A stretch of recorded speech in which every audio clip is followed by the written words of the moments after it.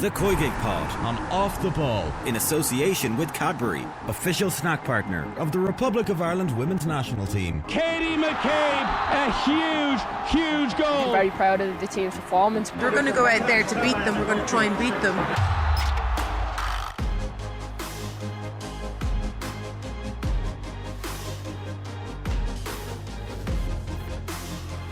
Hello and welcome to the latest episode of the COYGIG podcast. Kathleen Karen here, and I am joined by the one and only Captain Karen Duggan to discuss all the WSL action that happened over the weekend. We also will have a very special guest in Rachel O'Sullivan from Girls on the Ball joining us a little bit later on. But for now, it's just us two, Karen, sitting around, chilling, shooting the breeze.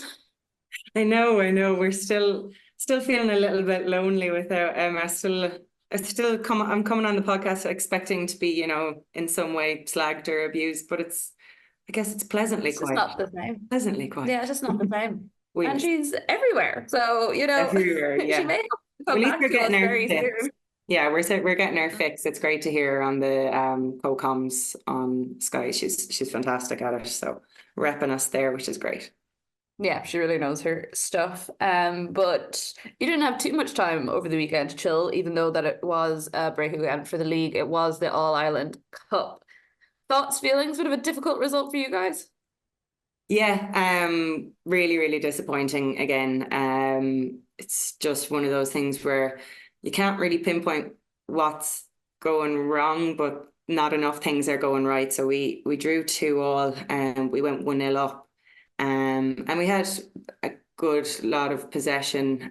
We had the lion's share, but we weren't creating maybe clear-cut chances, and we're maybe lacking a little bit of a killer instinct at the moment. So we allowed them back into the game. Just a kind of a sloppy goal. They got their confidence up. Then we gave away a penalty. And to be fair, we fought back, which is great to see, but it's one of those things where we shouldn't be putting ourselves in those positions. So I think the overriding feeling at the end of the game was disappointment, because we would have liked to have seen a good bounce back, obviously, after the disappointment of losing the league game to Shelburne. They're our rivals over the years, and I was largely positive after that loss because we played well, but at the end of the day it was still a loss to your main rivals, so you want to see a good bounce effect, and we didn't quite manage that. So it's just work to be done. Again, I think we are used to having such high standards from last season, and when we sit down and be realistic about it, we were doing very, very well last year to be where we were, and maybe it's catching up on us a little bit. I hope not, but yeah, it remains to be seen. Another step up now again at the weekend against Wexford to look forward to, so maybe this week the bounce will come, hopefully.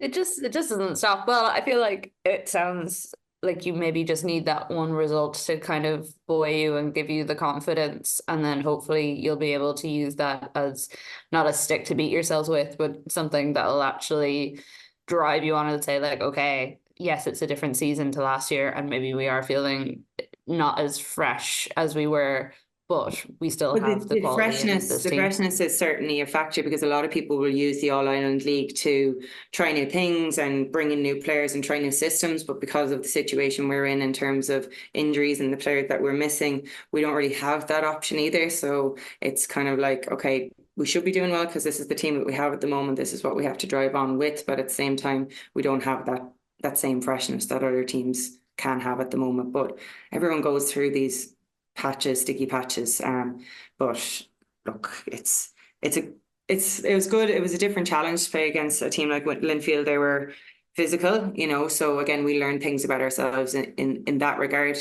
Shelburne were more of a ball playing team than Linfield were, so it was a different challenge, and you learn things from these kind of games as well. I think we know that we need to be a little bit more robust now. We need to be a bit stronger, and not let ourselves get bullied, because we've got Wexford and then Athlone coming up, traditionally very strong physical teams. So yeah, start back on the training pitch shortly after this podcast and tear into each other. Torture training session. Something like that. Well, Karen, I may actually need your motivation in the coming months, because I have been coerced into signing up for the Dublin mini marathon. I have not run since I played football when I was 18. And even then, You're only a couldn't pup. say That was I- only about 20 minutes ago. You're grand. yeah. It's not nearly like 10 years or anything. It's fine. Fine, fine. So yeah, maybe going to you for a source of motivation over the next few months, and maybe I'll get to start complaining about my joints and my knees and other painful parts of my body as well to actually contribute some sport to this conversation. No, that's great. That's a great thing to sign up for. Like those kind of things do give you motivation when you actually have something to aim for. So I look forward to welcoming you to the Creaking Joints Club. Thank you. So It's kind, noisy so over kind. there. It's very, very Um, noisy. That's good. As long as there's like a pint or something at the end of it as well, I think I'll manage There's it. always a point at Um, the end of it. Don't worry. Some people who we are hoping definitely will not have creaking joints this Mm. week is the Ireland squad, as the team is being announced on, well, the entire squad itself is being announced on Thursday, and that's happening at the Sky headquarters. So they're making the most of all the noise around the new deal for the men's side, which actually I think involves as well some more money going towards the women's side too. So it's good to see that happening and for the Sky to be supporting Irish football across both codes. But two big games. First, we travel to France next Friday, and then we have England at home on the Tuesday. Are we feeling any more confident now that the games are impending? No, but it like the girls seem to be. We don't have any, as far as we know, any fresh injury concerns to be worried about. I think just on the Sky deal as well. I think it's a great reflection on the girls and what the girls have done for the reputation of the FAI that Sky have now wanted to cross over into the men's game. You know, they were just in for the women, and because of the progress the women have made, what they've done to kind of repair relations in terms of like goodwill towards the FAI and goodwill towards Irish football at an international level. That's huge. And it's great to have a massive sponsor like Sky on board, because the more the men's game grows, it does filter down into the women. So to have that, that's brilliant. But yeah, just on the games, I guess, I mean, the feeling is still the same. It's if we get anything from any of the games, it's going to be an amazing result. I think possibly it's good that the first game is away so that it's not just straight into a game in the Aviva at that level, which is going to be higher than anything we've experienced for a long time. So we have the France game. Hopefully we come through that unscathed, but it gives us, you know, a good gauge of the level that they need to get to, and then how they're going to approach that England game in front of that, what we're hoping is a record crowd. And yeah, hopefully I'm excited to see the squad as well, because you know, we like to see surprises, but I don't know where they would come from at this point. I think that the last squad could be pretty similar to what we see announced in the next one. We said this before, the random players like Marissa Shiva or some of the Australian ones popped up, and we were like, oh, we didn't know you guys were coming. So you never know. Maybe we'll do a stakeout at the passport office for the next week or so, just in case, so that we can break it there first. But I can't see anything. We haven't heard any rumblings. I don't know. Maybe you have your ears to the ground elsewhere, but I haven't heard of anything else coming through. But there is a bigger pool there to select from than we've had before, which is good. I'd love to know that Chenade Barley might be coming back into the fold, or people like that were narrowly missing out the last time. Yeah, I haven't actually seen if there's been much of an update on her injury status. I know Heather Payne played at the weekend, which was good. She missed the weekend before with the small injury. It had sounded like she would be back for the game, but you know, you're just always worried that someone will tweak something else or something will go awry that we don't want to see. It was great to see as well. Obviously, it wasn't this weekend, but the weekend before, Leanne Kiernan getting on the score sheet. That's really important for us going into these games too, that we have people in those forward positions who are having goal Confidence is going to be everything as well going into this, because you know, you go in and you're already down in your boots, and then possibly come up tough result against France, it could knock you a bit. But we've got enough players playing at a high enough level, doing well for their clubs now, that hopefully everyone's coming in full of confidence. And even if hopefully there's representation from the Women's National League, you know, we're in season now, whereas the previous campaign we weren't. So it was maybe the girls around here didn't have their hand up as much previously. So again, it gives Eileen a bit of a headache, which is a good thing. Do you think there's anyone there that might cut through that we haven't seen before? Or do you think it's going to be similar names like Aaron that we've seen before? Yeah, I'd be surprised if there was anyone broke through right now. I guess it's good that everyone's in season, but it's too early in the season for there to really be, I guess, a breakout star from the league so far. So yeah, I think I would be a little bit surprised if someone broke through from the league, given that we do have a lot of people back now from injury. That it's good to see Louise Quinn getting more game time again. So maybe that gives us more options at the back as well of how, whether we'll do the 3 or the 4, or who the personnel will be in there, because we did see it made a difference when she came on in the last friendly against Wales. I'm just looking here from March 24th. It's Jonathan Tannenwald, who's a reporter over in Philadelphia, saying that Chenade Barley is out for the game this week. So resting. She's resting, right? She's resting. She's resting for the long journey. It's fine. I don't think there's been any confirmation from them how long she's going to be out of. So we shall see. We never know. She might turn up next week. She really wants to play in that green jersey again and is doing everything she can to come into it. We have a little bit of concern over the fact Katie McCabe may be flying to Australia mere days before we have to play another one of our big matches. Yeah, when Arsenal announced this friendly over in Australia, I think it raised a lot of eyebrows. A lot of the top players, not just Katie, have come out and said that the schedule is an issue. You know, there's an international camp after the season is over. You know, it puts pressure on people. They're struggling as it is. They've had a really, really hectic schedule since the World Cup up to this point. And to add that level of travel in between, you know, Arsenal are still mathematically going for the title. You know, it's going to be an intense run in for them. And then we've got huge internationals again coming up, and it puts a lot of pressure. I would imagine there'll be a lot of tweaks of hamstrings and quads, and I'd personally like to see a lot of players pull out of that if they need to. I know Arsenal have commercial obligations and all that sort of stuff, but player welfare should come first. I hope that the girls were consulted on this and there was an agreement that they would be willing to do this. But it's strange given the amount of chatter that there has been around injuries and schedule and load recently, and just particularly around the injuries. You know, every week we're like, oh my God, I can't believe the amount of injuries that are coming in all these ACLs. And then you're like, yeah, well, load. Add travel into the mix. Yeah. Not a great look, I don't think. Well, as well, no, it's not. But especially pre-season I get it, but end of season, not as much.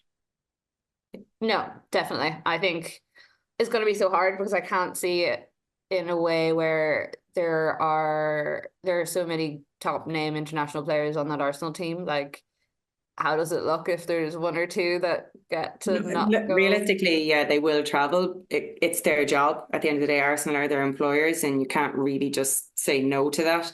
I just think it's a bad time. It's bad timing. And if the scheduling could have happened as a pre-season activity as opposed to a post-season activity, when the girls do need a rest before international camp, when you have pretty much everyone in your squad is an international, it seems like a strange one. It's an irony in it as well, considering how hard they fought against players being released to clubs or players being released to international sides early before the World Cup, and then same thing for this international window that's coming up during the summer, that some of I think particularly England wanted to bring players in a day or 2 earlier and the clubs were really against it. So stuff like this kind of makes you see why they're possibly very against it, but it'll remain to be seen. That's not for this international window. It'll be after the end of the season, so it'll be a while before we see any more update on that, unless Arsenal make a massive U-turn, but I highly doubt that because I think they've already sold a whole bunch of tickets. On tickets as well, I had a couple of people messaging me over the weekend saying that they were trying to buy single tickets for either Sweden or the England game, but they're being tied together in the same way that the men's ones are. Just to say that we've seen with the men's game, so you couldn't buy single tickets for the games prior to Saturday's game, but once that game was over, you could get tickets. So potentially, I imagine it's probably going to be a case that where after the England game, you'll be able to buy tickets now just for the Sweden game, in case people are worried about not being able to travel for both. Obviously, it'd be great if people can make both, but there's also I understand that one game is on a Tuesday, the other is on like a Friday or a Saturday, I think. So very, very different situations for people. That is all that we have for now. We sadly do not have Emma Carroll for our team of the week this week, but we will be joined by Rachel O'Sullivan from Girls on the Ball very shortly.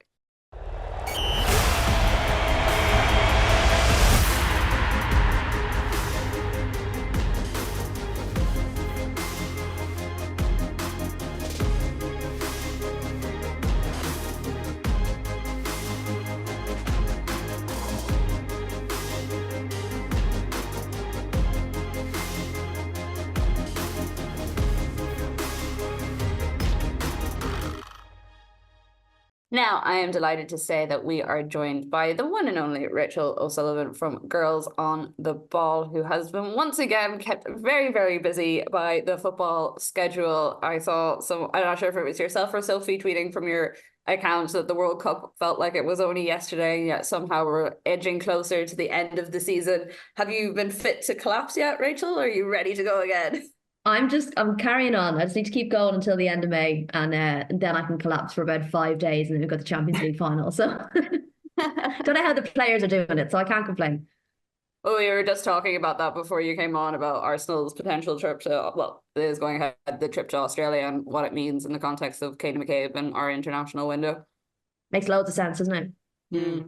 Exactly. Women are talking about loading, and the next going, by the way, we're also going to go to Australia about 5 days before a qualifier. I don't know if she'll go. I don't know if and this is the thing, like me and Soph were talking about it, like if they don't bring the bulk of the squad or some of the key players, bit rubbish then to go all the way out to Australia for the Australian fans to be like, oh, it's the Australian players we were going to see playing for the Matildas and, you know, a few others. But yeah, it's not a great look, is it?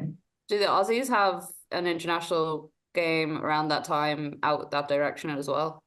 I don't know. I'll have to have a look, but I feel like I think quite a few of them are saying they're already obviously going to be going that way anyway. So it was fine for them traveling. And then lots of people wanted to point out, well, like the Australian players do it, you know, for camp. And you're like, yeah, but that doesn't mean it's good. And it doesn't mean that like everyone else should do it then, does it? And also it's not giving them, because they would normally have those extra days where they're doing match prep to be in camp, or else, you know, resting up after a long haul flight. So it technically isn't doing them any favors either, but remains to be seen. As Karen was saying, maybe some tight hamstrings or something might come into play. Yeah. Don't have to worry about it too much. She's had a knock. There's an illness. Cue everyone going into absolute meltdown at the prospect that she might not be available for their games. I don't know. And then someone will light a candle and she'll be fine. Yeah. I don't know if the collective consciousness of Irish women's fans can take that level of stress on them ahead of the games. They're already stressful enough, but we'll see how it goes. In terms of games that did happen at the weekend, we might as well start with the Manchester Derby, since it was the first one to kick off the weekend. Karen, I can see you smiling already. Went much how we said it would. Yeah, I was a little bit surprised that United even started as well as they did. And realistically, if United were to have a chance in that game, they needed to hold City out for a lot longer and probably needed to score once.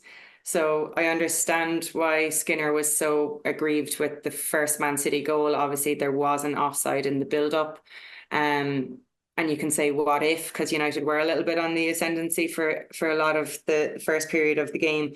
But also, it felt inevitable that Man City would grow into the game. And I think the match really showed the difference between the two sides, because it wasn't a huge disparity in terms of chances created or possession, but it was how accurate Man City were and how much more purpose they have to their play than Man United. Man United, you're hoping for something to happen, whereas City kind of seem to have a bit more fluidity and a bit more of a style and a plan to their play. And, you know, the link-up play is just better all round. So I think I probably would have predicted 3 or 4-0. United snuck a goal, an own goal, albeit, but and they only really played with more freedom when they were 3-0 down, which is, again, it's really disappointing. And it shows that there's not, I don't think that there was full belief in the United team that they could go out and beat City at the Etihad.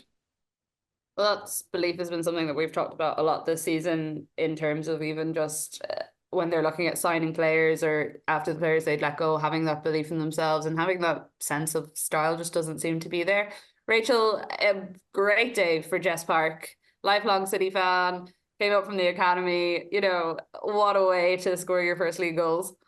Yeah, the goals, I mean, I know the first one shouldn't have been counted, but like just the kind of maturity and ease at which she plays and kind of bounce through that United midfield, riding tackles, like she was on another level. And she's really risen to the occasion since Jill Roord's injury, asked to play a more central role. And we saw it as well against Chelsea. Like she's not just kind of stepping up in any old game, she's stepping up in big games. So to score a brace at the Etihad was pretty incredible. And yeah, I agree regarding, Mark Skinner being frustrated at that goal being allowed. But like, I almost feel like even if it had been ruled out for offside, they had the ball in the back of the net 3 times in like 8 minutes.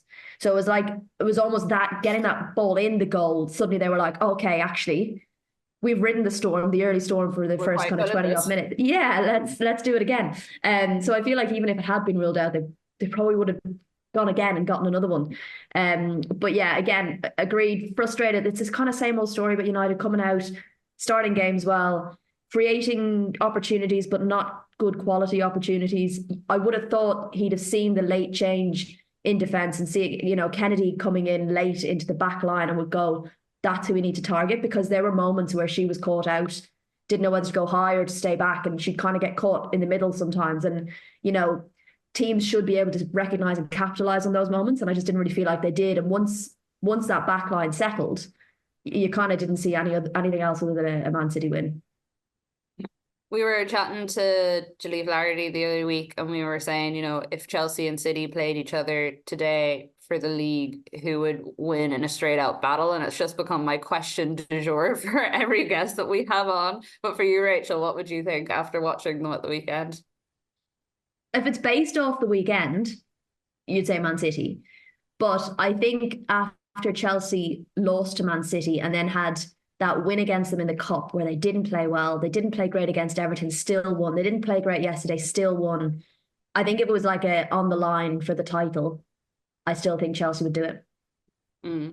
They just have that annoying tenacity to be able to get a win, even when it's dogged and dirty, and you think that they're down and out. It's the bench as well that they have. And the fact that Emma Hayes is not afraid to go on the 65th minute. Okay, I'm making a quadruple sub here. United could only dream of doing something like that.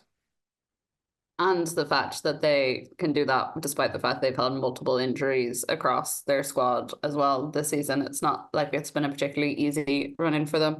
We had another derby as well over the weekend. We had the Merseyside derby, which didn't exactly light the world alight, safe to say. Everton 0, Liverpool 0. This was kind of like the Irish derby as well, with the amount of players on both sides. We got to see a bit of Heather Payne, Courtney Brosnan. Rachel didn't have to see too much of Courtney, to be honest.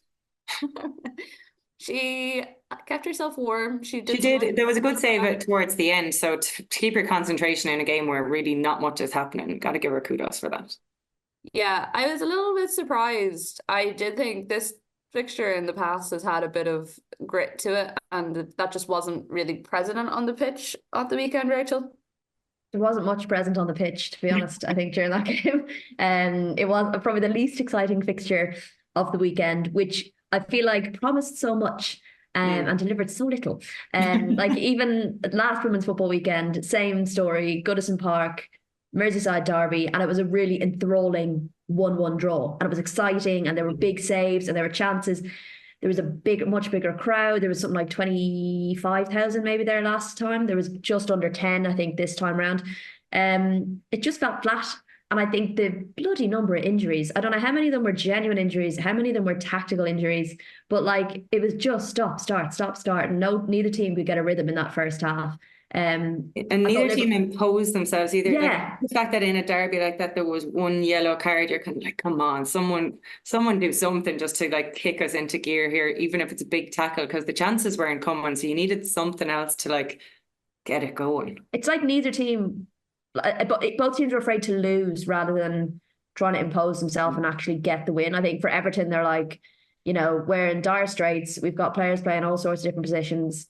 you know, it's going to be a hard work. Liverpool have come off the back of a good win. Like they almost felt like they were the underdogs. Let's just not go crazy. And then in conversely, theory, it's Liverpool, a better result for them because yeah, Liverpool, you know, it's a point and they're ahead of Man United, which is important to them, but they could have gone a real step above them. Yeah, I would have expected that. And Brian Sorensen has said in the past that and Matt Beard that when the derby comes around, like form goes out the window. And I feel like it quite literally That's true. did. Everyone's form went out the window. Yes. It was not great. Everton were better in the second half. I thought Heather Payne was very, very good in the second half. She came alive in the second half. Piemonte I thought was a great addition. Probably would have brought her on earlier. I think Niamh Fahey got lucky a couple of times. Some of the fouls she put in on her that she seemed to get away with. There was a very elongated foul. There's a skill in that though as well. I appreciate that. Is it her skill or is it the lack of referee? I don't know. But there was a couple of missed things. But yeah, I think Karen is president of the NIFA. Fine. So well, I won't say anything bad. But I think Brian said afterwards, he was like, if you told me beforehand we'd get a draw, we would have taken it. But then he said equally though, after the second half, he kind of a little frustrated they didn't get a goal. So I think both managers are okay with it, if you know what I mean. Yeah. What is there anything that can be done to put that sort of grit into these derbies? Because a lot of the time you'll see it with, say, the Manchester derby or even Arsenal Spurs, not so much in recent times, but because they haven't been madly competitive, you know, they've been quite one-sided at times. It feels like there isn't the same, I don't know, risk or something going into them. Whereas this one, the teams are fairly evenly matched season to season, or like one might be slightly above the other, but you kind of would expect them to go at each other a little bit more. Yeah, I probably would have expected it more from the Merseyside derby. I think it's growing in the other derbies. I think Arsenal Tottenham has become quite a feisty derby. So is Chelsea Arsenal, although that wasn't really on display the last time they played. But there tends to be, you know, you can think of some of the key battles. You know, Aaron Cuthbert's going to go up against someone, or Katie McCabe is obviously going to go up against anyone. But you know that there's going to be those key battles around the pitch, and we're starting to see more of that in those derbies. Would have maybe expected that a little bit more, but then at the same time, I'm probably looking at Everton going, they're just trying to focus on the bloody position that they're not used to playing in. They can't be thinking about getting feisty with someone where they're trying to be like Rory Galley's like, no, I'm in defence, I have to stay back deep, and not go up the pitch. So maybe there's an element of that in it. Yeah, there's definitely probably a potential for that. You mentioned refereeing there, and that was very much on the cards over the weekend. Rianne Skinner in particular, not very happy after Chelsea's 2-0 win there. You have to say, like, sometimes referees give off about refereeing. Mark Skinner in particular annoys me a little bit at some of the complaints that he makes, but a lot of the stuff she said was very fair. It should have been a call for them, and also the fact that she was calling for better education and more full-time refereeing rather than just laying all the blame at the feet of the ref. Yeah, I can understand it. I've been to quite a few of their games. You know, she listed a number of games where they've had issues. You know, Liverpool 2 goals shouldn't have counted. Spurs, same thing. You know, and yeah, everything can't hang on one decision. But if you look across the season and think, God, there's like 3 or 4 games there where we potentially could have gotten a draw, a point or 3 points out of it, didn't. That can have an impact on the table. So I think it's been, when you step back and think about it, like that takes West Ham out of that relegation battle they were in for a while. And when you look at some of the football they were playing against Chelsea, even, you're like, they were too good to be down where they are. They are too good to be where they are. And if those decisions had gone the other way, would we have seen them up in and around, competing around where Liverpool are? Potentially. This is it. Yeah. And like I've seen West Ham quite a bit this season, and I've kind of been singing their praises a little bit from the get-go, and everyone was telling me, oh, Rianne Skinner is not doing a good job, they don't have a good enough style, look where they are on the table. I'm like, no, look at what they're doing on the pitch. And look, they only have themselves to blame. The chances they had and didn't put away, you're like, for God's sake. But equally, when the goal that was disallowed would have come in the game, they had a number of chances after that. And I feel like had they scored that, the tails would have been up. They'd be like, we've got one back against Chelsea, we can get another. Instead, having that goal disallowed meant every opportunity, there was so much more riding on it, and they just snatched at it. And yeah, I can understand their frustrations. And as you said earlier, another not exactly clean one for Chelsea, but all that they needed to get themselves over the line and keep that title race in their own hands. The first goal, you have to say, was an excellent goal as well. The breakaway, having just had a scare, to come back up the pitch. And, you know, Lauren James, obviously she let someone else score for once, which was nice of her. It was a lovely goal, especially Aggie Beaver-Jones as well. She hasn't been getting loads of minutes, but her goals to minutes ratio must be I think she's ridiculous. about 8 or something. Does she? She's only had about 8 minutes or Yeah. something. Like she nearly scores every time she comes on. Yeah. I've seen that as a bit of a trend with some of the Chelsea players. You look at someone like Macario who comes on and only gets a couple of minutes in her first couple Goal, of own goal, whatever, she'll score Yeah. them. Yeah. The other place that we have to look to for ridiculous decisions and just generally a ridiculous goal is Arsenal, Aston Villa, Stina Blackstenius providing us with possibly the most mind-blowing moment of the season. I love the way you both did the exact same thing as I mentioned, that you both started shaking your head and like putting your head in your hands. I don't even know what to say about this. I didn't get to watch this game live. I watched back the highlights and I saw the goal on Twitter before I watched the game and I was like, surely not. Surely this is not how. Stina Ballerina Blackstenius. She had the Yeah. pirouette against Brighton, I think it was. Still Yeah. scored. You know, I mean, fair play to her for not stopping, for not kind of pulling back, for not like, and it was the same when she missed it against Brighton and spun around and went again. Like the Aston Villa players were like, oh, she's offside, so then slowed down. Then they were like, oh, she'll handle it, so we won't bother defending. Like, at least she's got her head in the game enough to be like, whatever happens, whatever I do, I'm going to get the ball in the back of the net, whatever happens. And it is a bit shambolic when we'd had so many decisions we talked about this weekend to then have someone literally be offside, fall on the ball, handle it, get up, nutmeg 3 people and score a goal. Like it's, yeah, a bit calamitous, but I don't think Arsenal cared. If even one of those things happened, you'd say it was ridiculous. And the fact there were so many of them again. But Karen, like it was a difficult game for Arsenal. Once again, we saw them struggling with that low block, especially in the first half, and then they managed to get themselves out of it in the second half and find their scoring boots. But for a long time, I was watching this thinking, I don't know if this is going to go well. Yeah, and like I wouldn't even say Villa were particularly good. It was just that Arsenal again didn't have a huge amount of bite. They weren't moving the ball quickly enough or with enough purpose in the first half.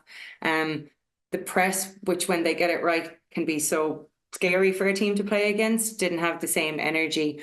And honestly, it wasn't until really Russo dropped into the 10 and Blackstenius went up front that we started seeing a bit more energy and a bit more directness to the play, getting the balls in the box, just putting that low block under a lot of pressure. And then the mistakes started to come, which were inevitable because there was no way that Aston Villa could hold out for that long. Well, they probably could have in the way Arsenal played in the first half, but they came with more energy in the second half. But yeah, in the first half, it was almost like they were resigned to the fact that they were no longer in the title race. But then I guess it was a game that they were so on top of that they came out with the win in the end. And yeah, I mean, it's not much else to say about it, really. Villa not great, but gave them a scare.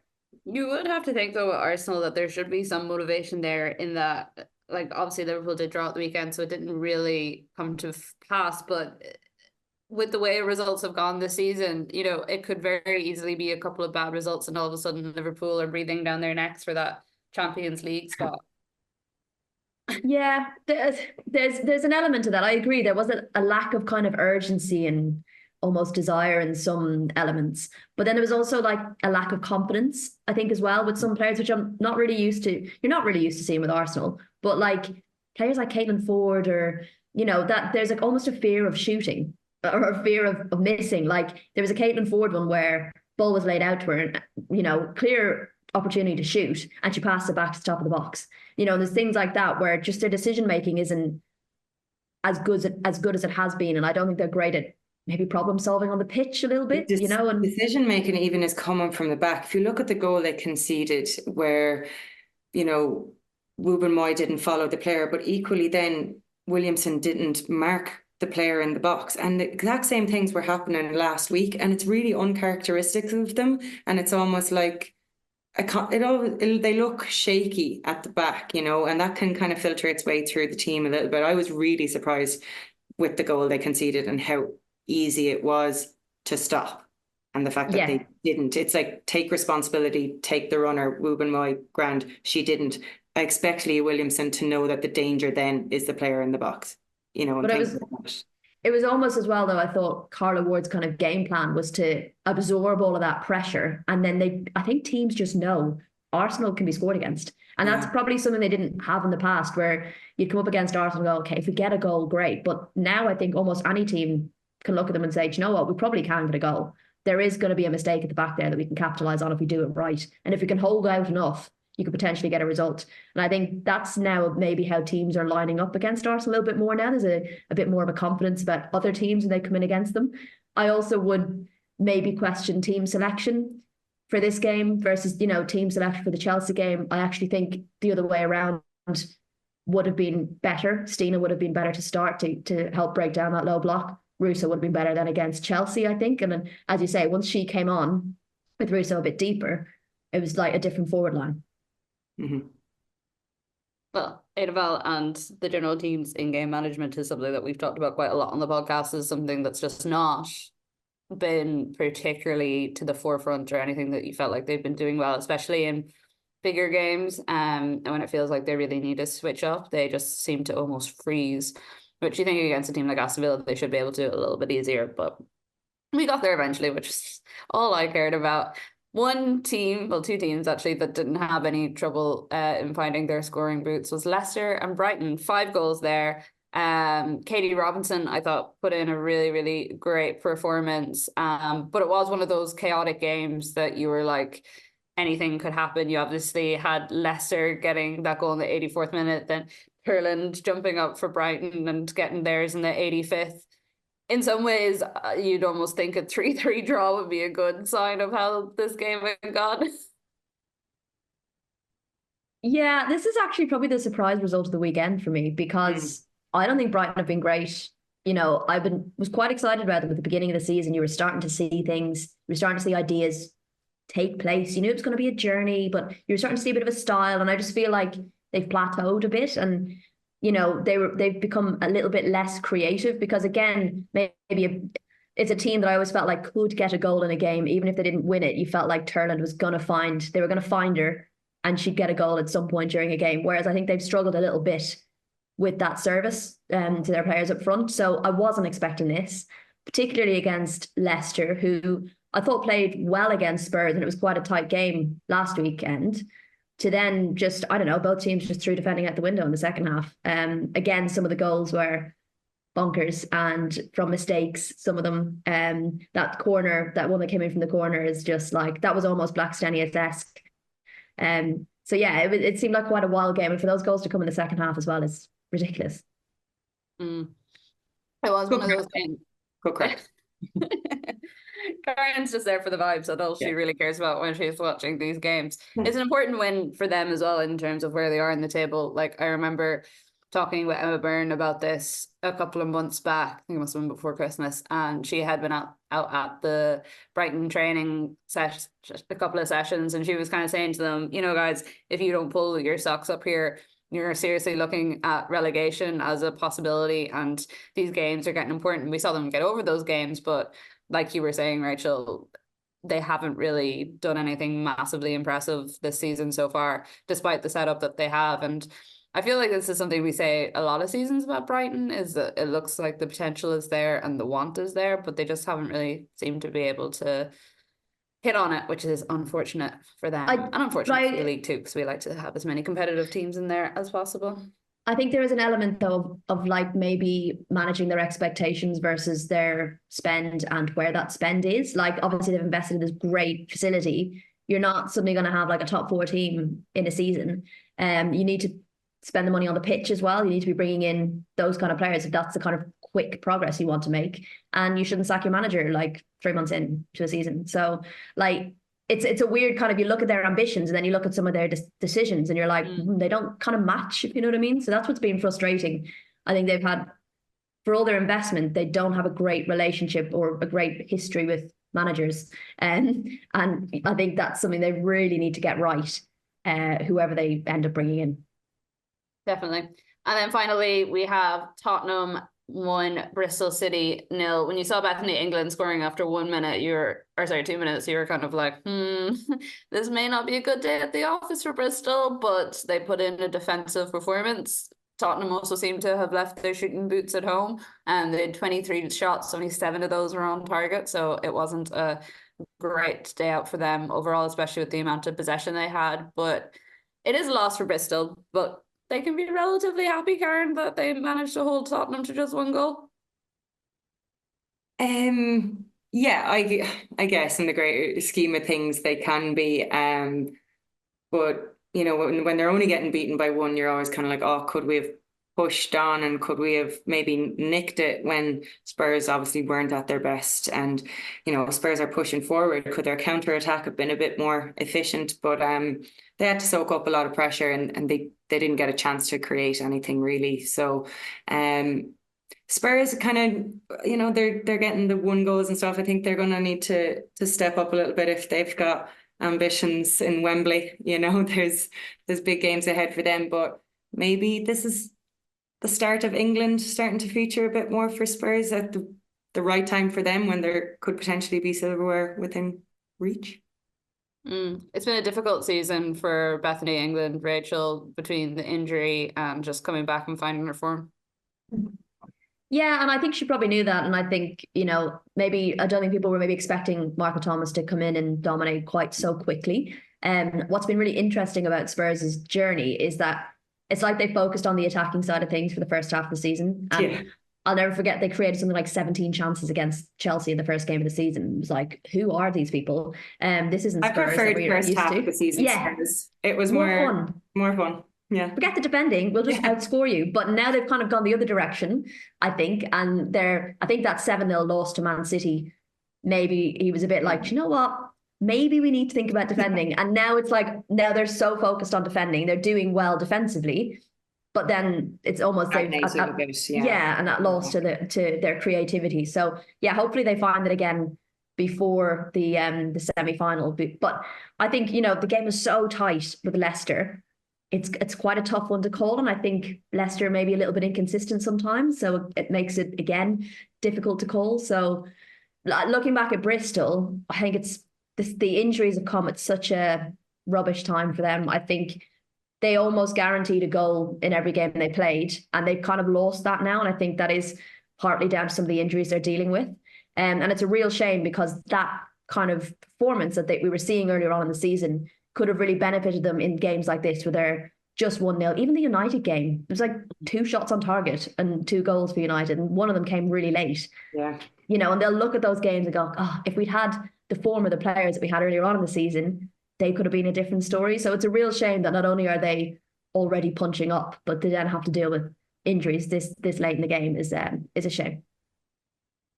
Yeah, no, it really is. And everyone who listens to this podcast knows that I have quite a soft spot for Bristol. So I want to see them do well. But unfortunately, it's looking like it may not be their season. But you never know. They could be back very soon. And we could maybe get some change that the likes of Gilly Flaherty wants, of more people coming up into the league rather than losing them so quickly when they've come up.